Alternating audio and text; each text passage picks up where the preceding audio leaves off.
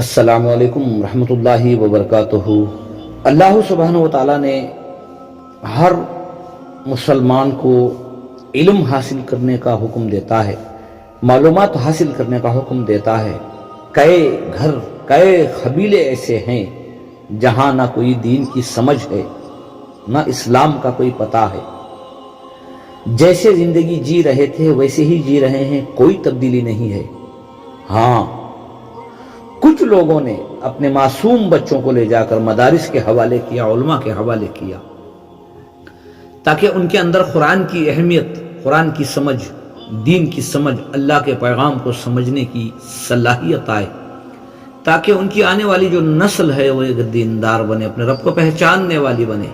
میں ایک جگہ دیکھ رہا تھا، معصوم بچے مدارس کے اندر ماں باپ سے دور، ایک بہت بڑی قربانی ہے۔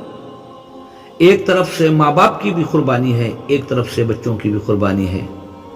ماں باپ نے اپنے بچوں کو، اپنے کلیجے کے ٹکڑوں کو دور کر کے اللہ کے حوالے کیا، دین کے حوالے کیا، قرآن کے حوالے کیا۔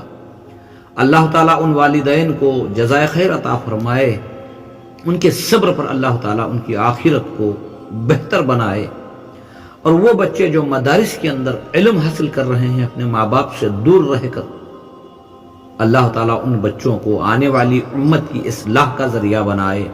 جنہوں نے اپنے بچوں کو مدرسوں کے حوالے کیا ہے، علماء کے حوالے کیا ہے، یقیناً تمہارا صبر بیکار نہیں جائے گا، یقیناً تمہاری قربانی بیکار نہیں جائے گی۔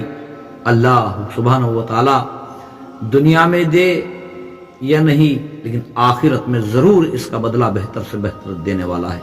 کم از کم میری یہ التجا ہے کہ وہ ان بچوں کے حق میں، ان والدین کے حق میں دعا کریں جو والدین اپنے بچوں کو مدارس میں چھوڑ کر صبر کر رہے ہیں۔ اللہ ان کے صبر کو قبول فرمائے، اور ان بچوں کو اللہ تعالیٰ دین کی بہترین سمجھ دے کر امت کی اصلاح کا ذریعہ بنائے۔